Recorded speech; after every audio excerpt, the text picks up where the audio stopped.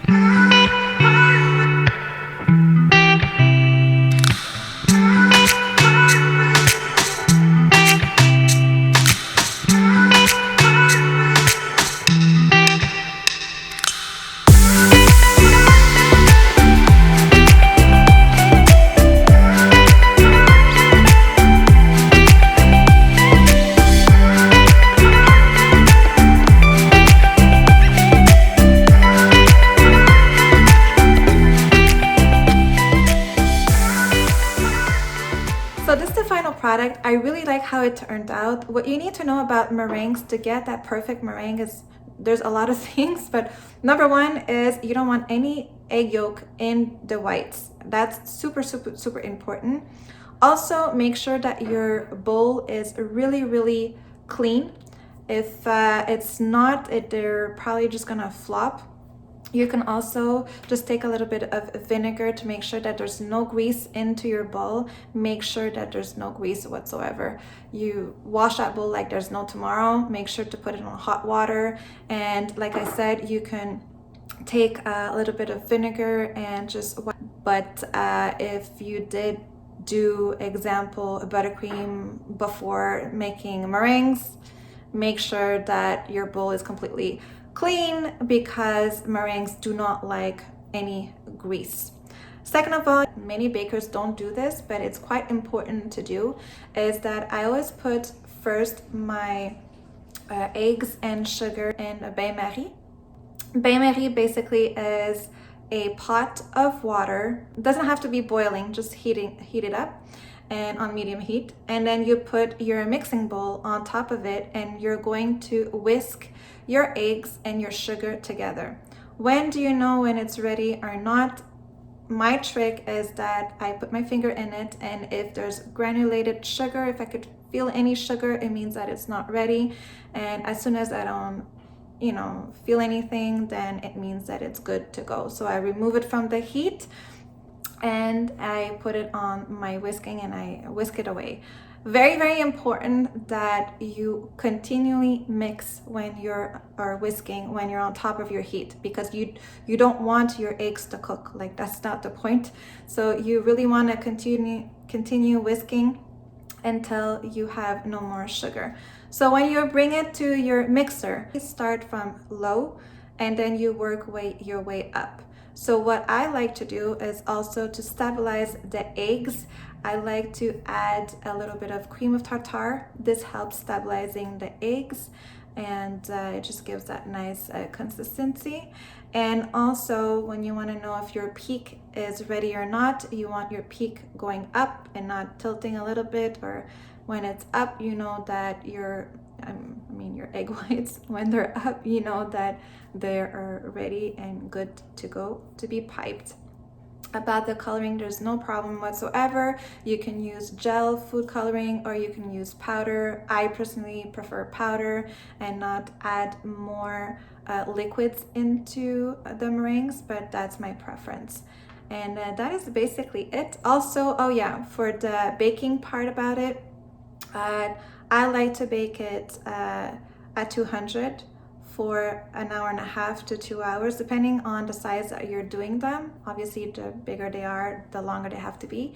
And when the 2 hours is finished, I crack the door open of my oven, and I obviously close the heat and everything, but the door, I leave it open for another 2 hours before I use them. And that's how you do meringues.